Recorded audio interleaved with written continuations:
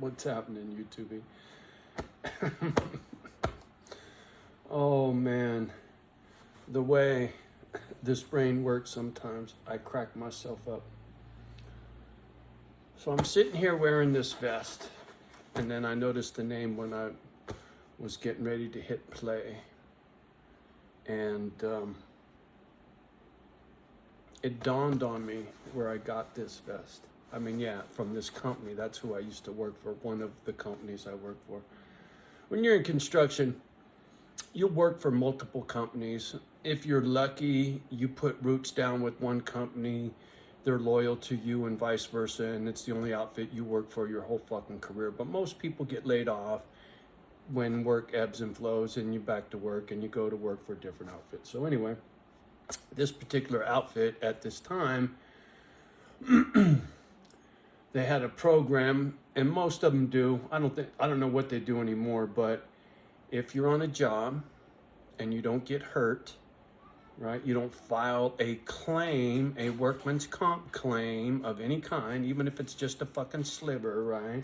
You don't go whining to the boss, oh, fuck, I need stitches, right?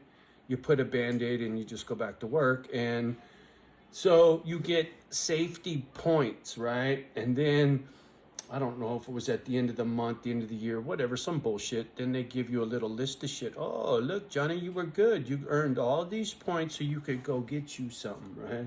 What do you want for your safety bucks is what they called them. Or they had the safety dog who would walk a job site.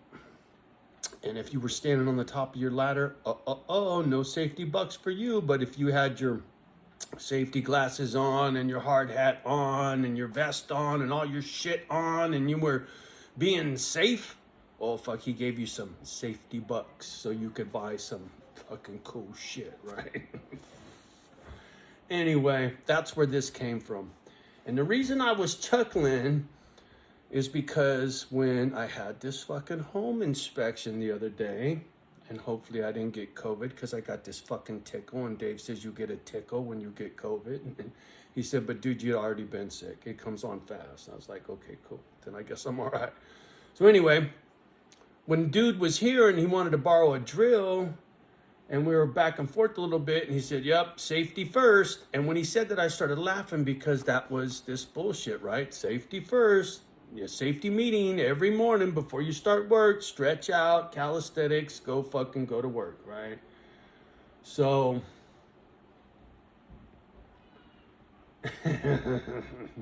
it got me thinking about present day life and what's going on in the planet right now, right? And how safety first in today's day and age is me first, right? And I'll explain. We have created, I say we because I came up in this fucking world, we have created as a society in the United States, I can't speak, well actually in California, or in the Bay Area, I mean fuck, to be honest, that's all I know, right, is the Bay Area. We grew up and created a generation of selfish people. It's the me society. It's all about me, right? You can run your mouth about this life matters and that life matters, but really, you're screaming, look at me, look at me, look at me, pay attention to me, listen to me. Somebody said that once to me, you're gonna listen to me. Right? I think they call that a Karen when somebody acts like that. You're gonna listen to me. Me. Well, I got fucking news for you, Karen. Don't work that way. The world is cockeyed right now, and it is rapidly coming apart at the seams. And the Karens of the world are gonna get hood ratted when they try to pull that crap when the wheels fall off. And the wheels are falling off quickly. You know, when I hear the people on the news, the talking heads of MSNBC, Fox, I don't give a shit. They all are saying the same thing. They're talking shit about the doctors now. They're talking shit about the jab not working, about the breakthroughs. Why should we do this? Why should we do that? Now, the president said, if you're a first responder or a school teacher and you test positive for the booger, but you ain't sick, you don't feel sick, you're the doctor of your damn self, you don't feel sick, you go to work, you go to school, and you go give that booger to whoever the fuck.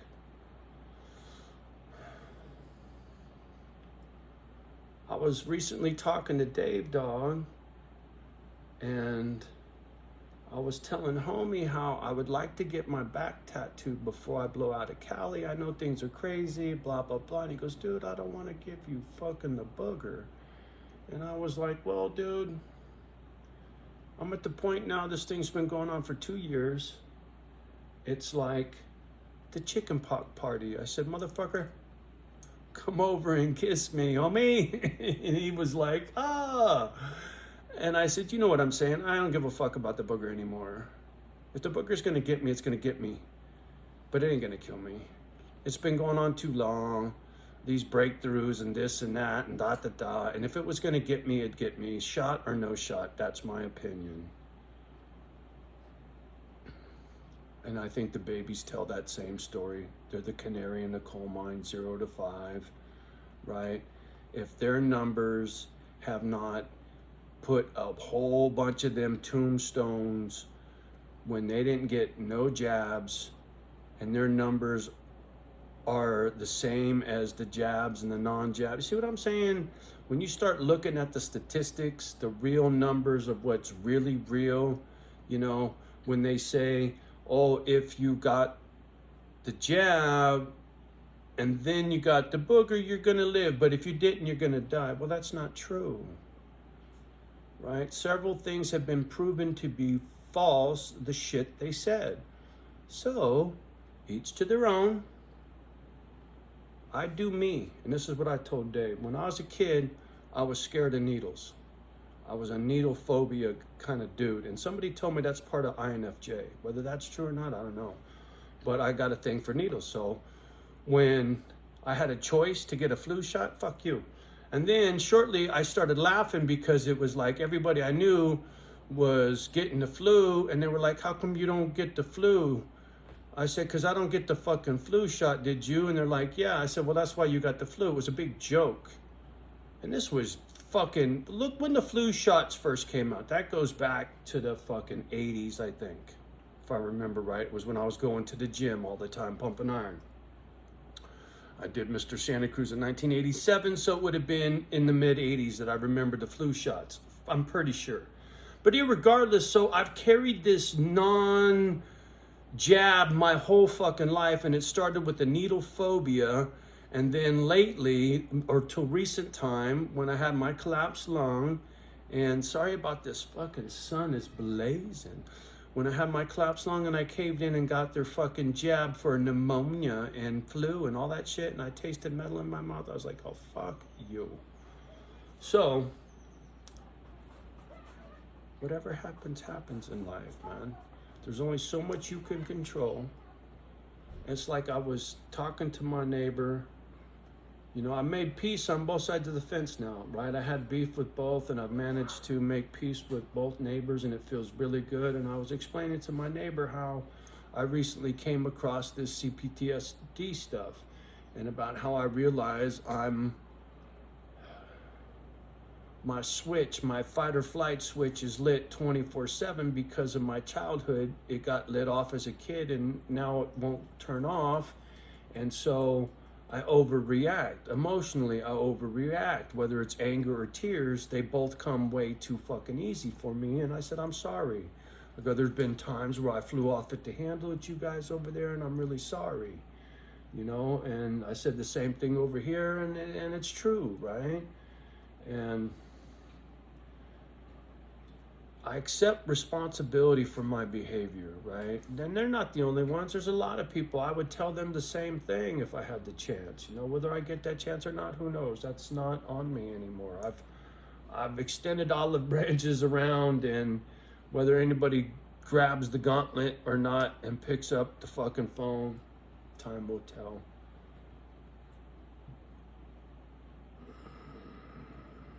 The good thing is, because I recognize it now, when it gets lit, I try really hard not to fan the flames, and I try to squash it.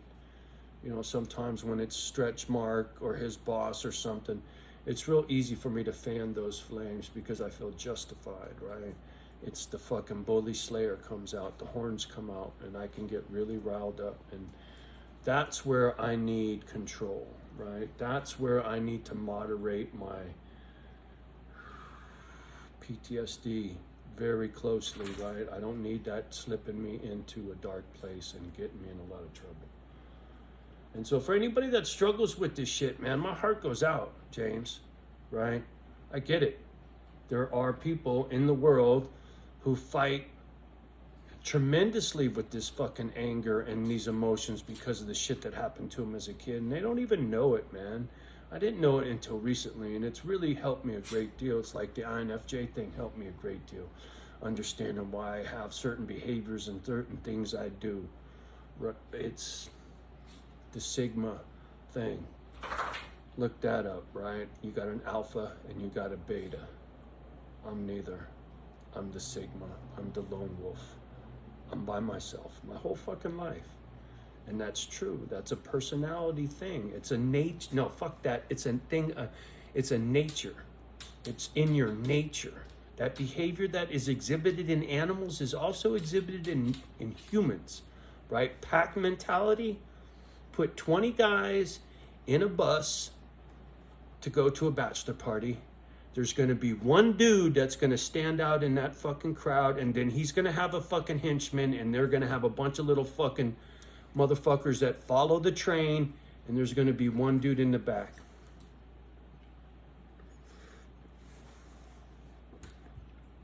Watching. I just told my neighbor this, and here's a true story. One and only time in my life I went to a cat house. $200 to have a conversation. I'm always the protector, watching over. I talked to this gal for, it was almost 3 hours. The phone rang, said, you gotta wrap that up. And we were just talking. She showed me her baby, right? She was in Spain, but she was from another country. I ain't gonna say where. And it was this big brothel, and these were very, very beautiful women from all over the world, and they worked there, and they made righteous money, but you know, they didn't get to walk with all that money. The house got most of it, I think. And like I said, I couldn't go through with it because I am the protector. I am the watcher. I'm not the alpha. If I was the alpha, I would have gave it to her, right? She would have got the money and my crotch. But I couldn't do it. You know, I was her dad. I wasn't her job.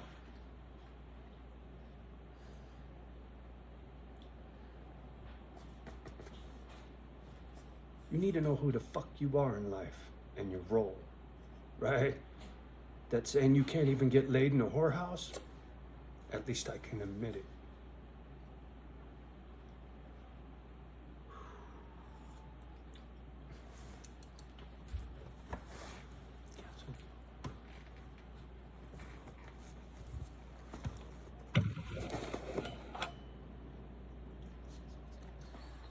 Funny thing is, she knows when I'm upset. She presses against my body and she puts her mouth over my mouth and shuts me up. This ain't the first time she's done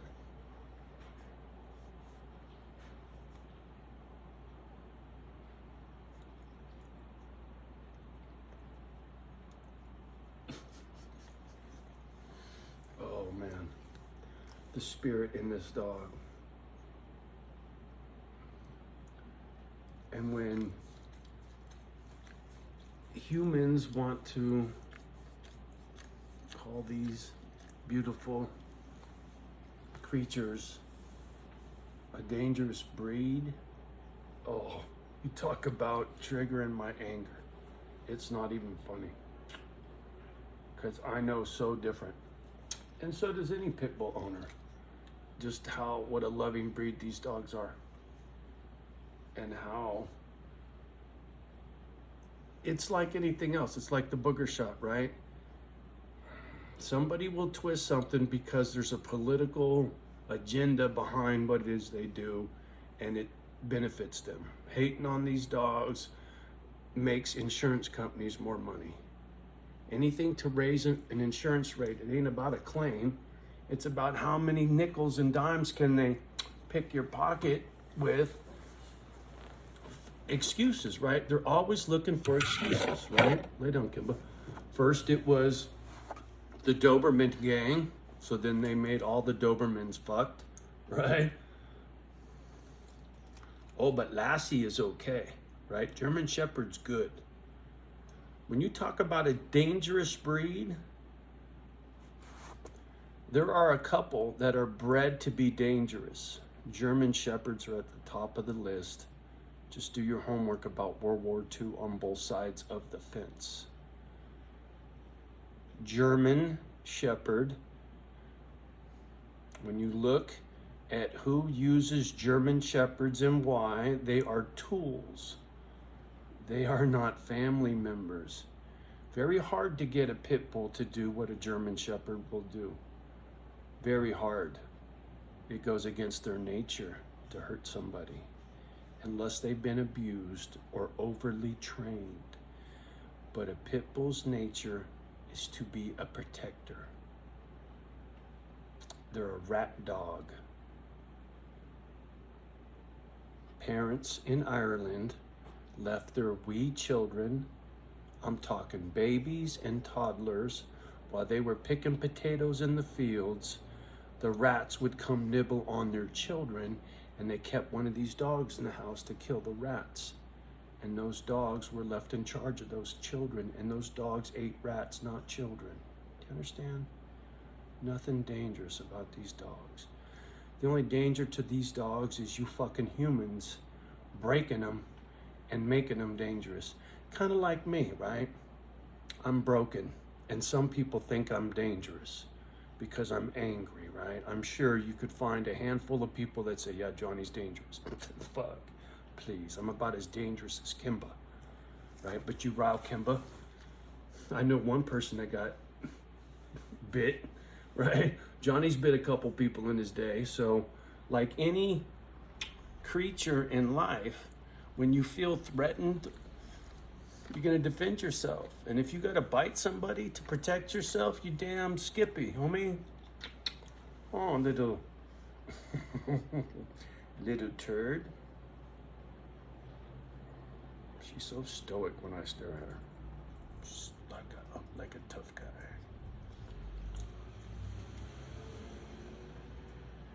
I love this dog.